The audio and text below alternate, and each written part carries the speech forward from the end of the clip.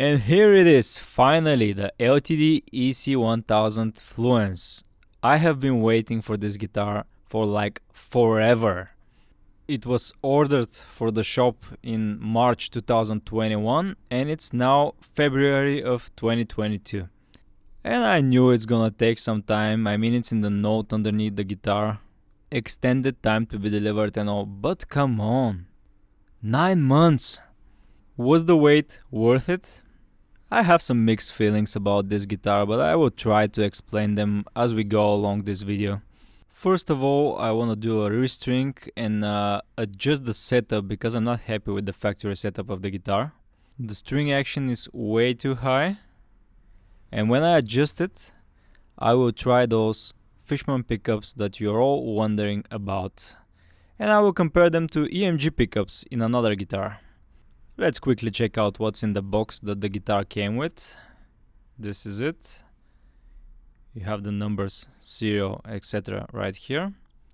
And in the box you should have the Allen wrench for adjusting the truss rod and the Allen wrench for the locking bridge and tailpiece. So why would you want to buy this exact Eclipse 1000? This model has been around since like forever.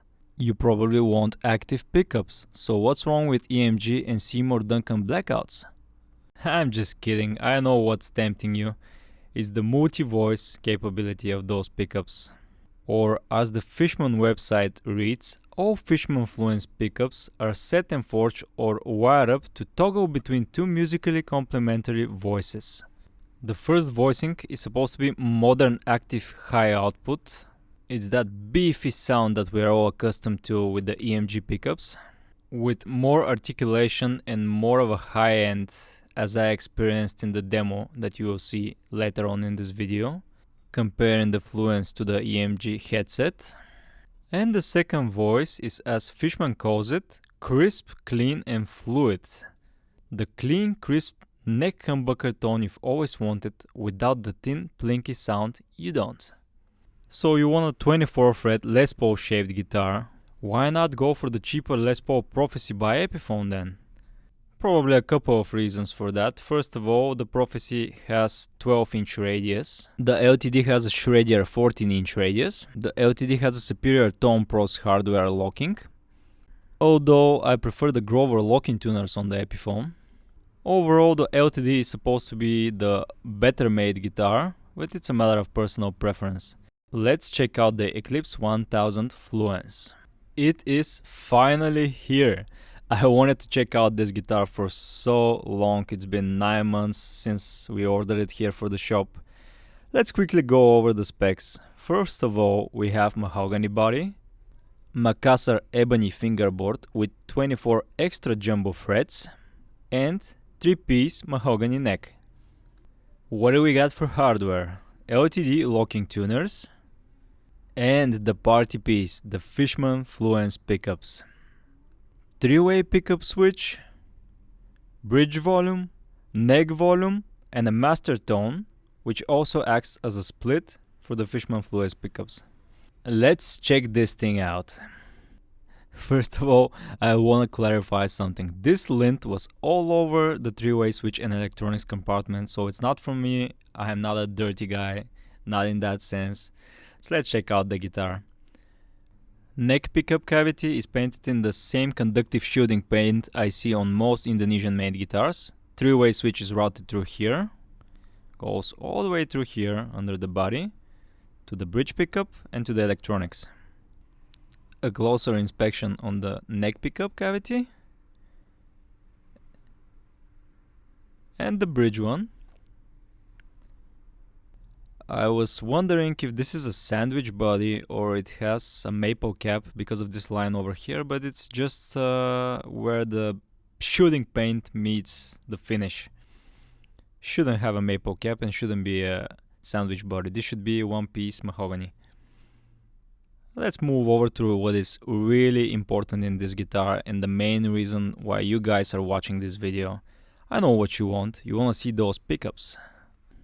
And here they are, the main reason you want to be buying this guitar, the Fishman Fluence pickups. And there with coil tabs, you can see it written down here, coil tabs, revision 3.2. This is the patent 8 point something, modern Aunico. And they're extremely convenient for installing, like the EMG pickups, they use this quick connect system. I've disconnected and took out the bridge pickup so we can have a better look of all of the markings. And let's check out the top side, which is easily recognizable. Like EMG pickups, Fishman have their own style. Let's measure those hot boys, starting with the bridge pickup, 19.6. Let's switch over to the neck and let it settle down a bit. 20.2. These are hot, as I said. Let's check out the middle position, around 13 point something. Now, by this point, you guys probably know that I'm pretty obsessed with pickup ring screws. So what we have for this guitar? 4 long screws for the high pickup, the bridge one, which is okay. And we should have 4 short screws for the neck pickup. But what is this? Look at this! Why did you put 1 long screw? Ah! Okay, I'm calm now. Let's screw those in by hand so we don't damage the heads of the screws. And don't over tighten them too much, because if you do, you risk cracking the pickup ring plastic. It's very thin over here. One thing that I noticed ever since I unboxed this guitar, it is an absolute dust magnet. No matter how much I clean it, there's always dust on it. It's almost like there's some kind of static electricity on it.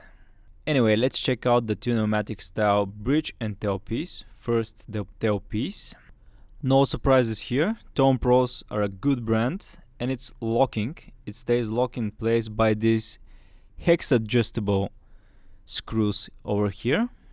When they are tightened all the way, they press against this pole over here and they hold the tailpiece in place. Same thing for the bridge. Of course, Tone Pros. It stays locked in place by the same hex screws that we got over here. And let me give you a word of advice. Since this is a screwdriver adjustable pole, you can adjust it two ways, by the thumb wheel here, or you can adjust it by screwdriver on top. If you put the bridge on and you lock it, do not forget that it's locked, because if you try to adjust it by screwdriver, you'll mess it up. It will look ugly. I've done this on a gold bridge of an ESP standard that I had. I absolutely ruined it. If you don't forget that, locking bridge and tailpiece are actually really convenient, because it saves your setup while changing strings and they don't fall over when you turn the guitar on the top. Just don't forget that they are locked. Let's move over to the binding. We got multiply binding for the body, only on top, because this is not a full thickness guitar. First, the binding is applied, multiply in this case, and then they cover it with the clear coat of the paint. LTD has seemed to done a good job. The binding is consistent throughout the body. Then we have binding over here on the neck and binding on the headstock. Here looks like a 2-ply. I have some issues with the binding over here near the fret edges.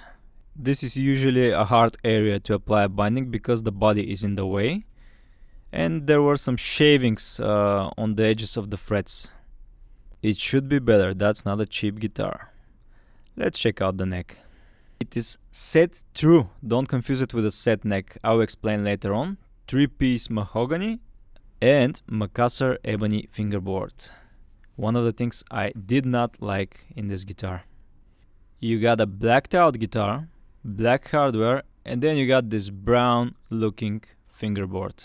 I know that ebony is hard to get these days. There's an amazing video by Taylor Guitars explaining why ebony is not used in its true black form anymore. I just wish they've used something darker on this guitar. Or they should have used some process to try and make it darker, as in previous standard models. This is a beautiful wood nonetheless. It's streaky. You can see it's lighter in some areas, darker in others. Looks beautiful.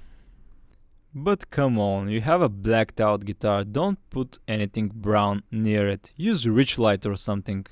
I know it's more natural this way, but I don't like it. I want darker on a blackout guitar.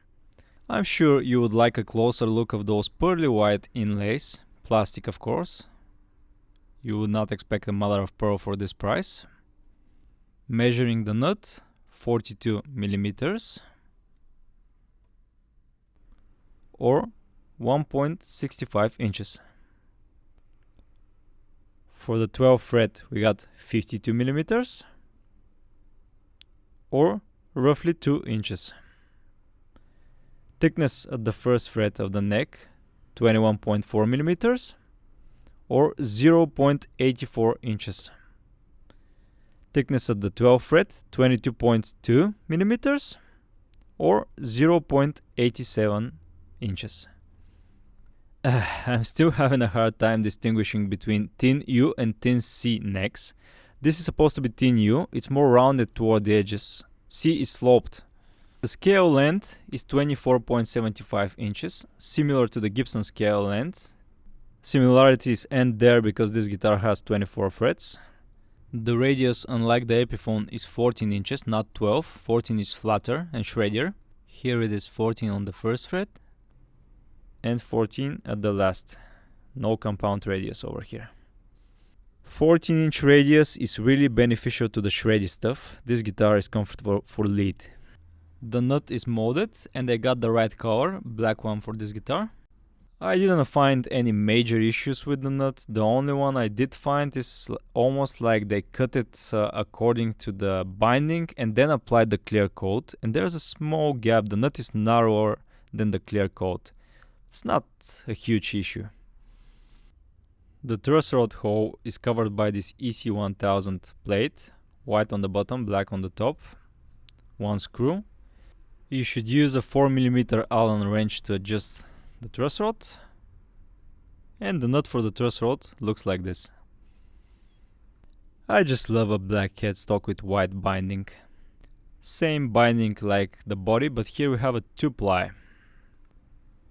We got LTD locking tuners, the Deluxe logo, and the LTD logo. Let's go over to the back of this guitar because there's a lot there to cover. To sum things up, we have mahogany body, cavity for the 3-way switch, battery cavity, electronics cavity. You have this cutaway here, which is really comfortable for accessing the higher frets, and you have a belly cutaway over here, which is really comfortable for fatter people, just like me. And of course, a black guitar is a fingerprint magnet and a scratch magnet. The 3-way switch cavity is painted with a conductive shielding paint, of course. Fishman Fluence pickups, of course, are active and they're using this 9-volt battery to power them, held in place by Velcro in the battery cavity. A neat and tidy electronics compartment always makes me happy. First, we have Fishman branded pickups for the active Fishman electronics, Fishman bridge volume, Fishman neck volume, and over here you see the wires are tied together. Here we have the master tone push-pull and the wire going to the output. Black oval jack plate held by 2 screws and a black washer. And I've noticed that the output jack is really tight. I know, that's what she said. Strap buttons. One over here in the back, Phillips screw, and one over here at the top side. And this is what LTD calls set-through neck connection. It is supposed to be combining the best of set-in neck, bolt-on neck, and neck-through constructions. It is supposed to have a deeper neck pocket and a longer neck plank comparable to the scale length. Again, 3-piece mahogany neck, really comfortable thin U shape. And we got a small volute over here at the first fret, which I really like because it feels similar to my Norlin era 76 Gibson Custom, designed by ESP, lock-in LTD tuners, made in Indonesia of course. Here we have the serial number 21, made in 2021. I was just about to throw this guitar away, and then I noticed something. It says here that you're not supposed to throw it in the trash. Whew, that was close. Come on, have you seen somebody throw a guitar in the trash?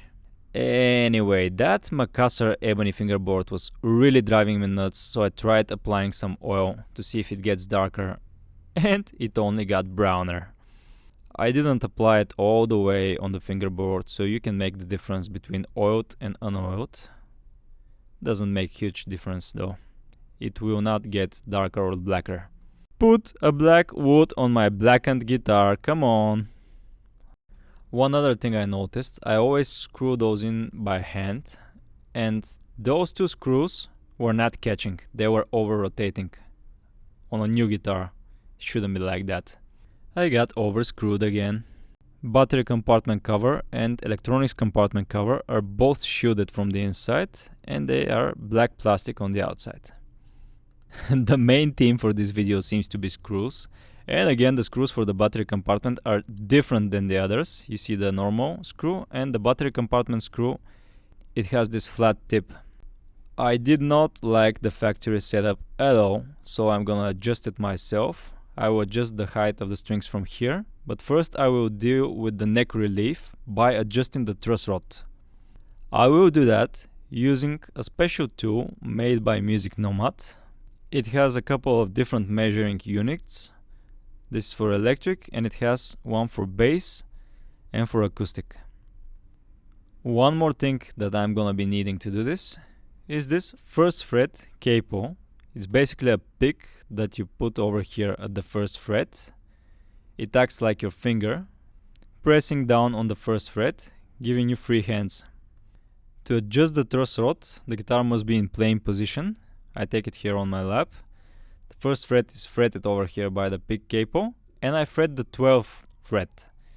Using this gauge, I measure on the 6th fret, and if it's barely touching, like in this case, so if this measuring tool is barely touching the fret and the string, the instructions are showing me that I'm supposed to turn the truss rod clockwise and tighten it.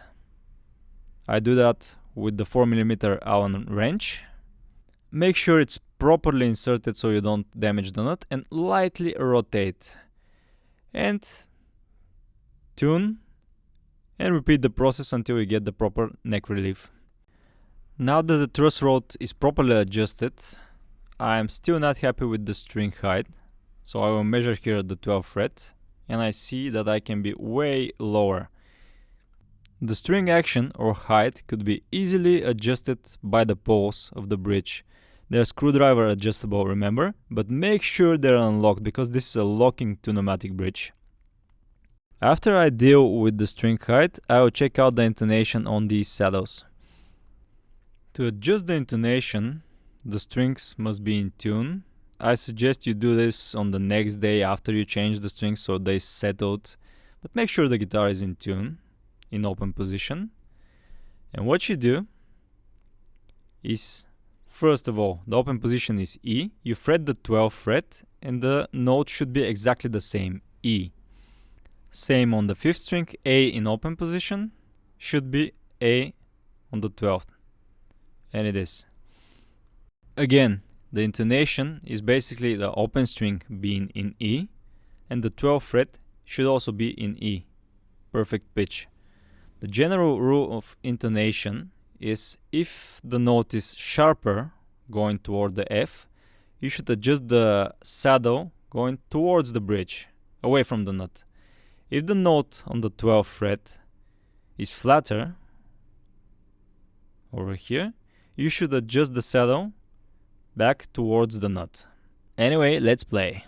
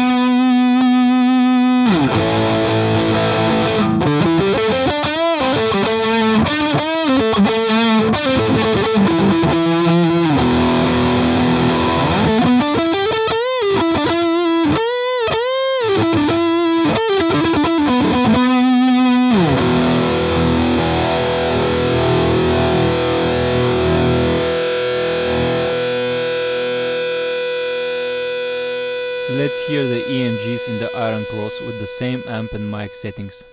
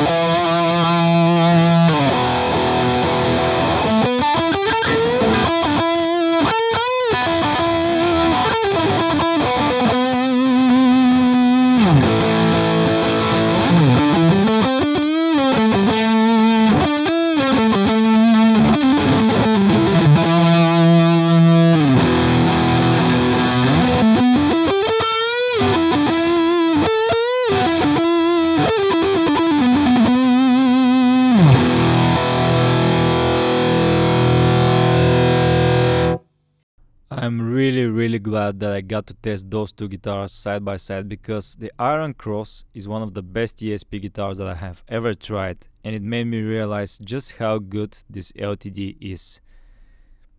The Fluence pickups sound really good in this guitar. In the room, this guitar sounded louder than my Iron Cross. This is because the mids are more pronounced here on the Fluence. The split capabilities of those pickups really comes in handy. The two voicings are different enough from each other, which is really nice. I think those pickups would be perfect for lower tunings with the pronounced mids.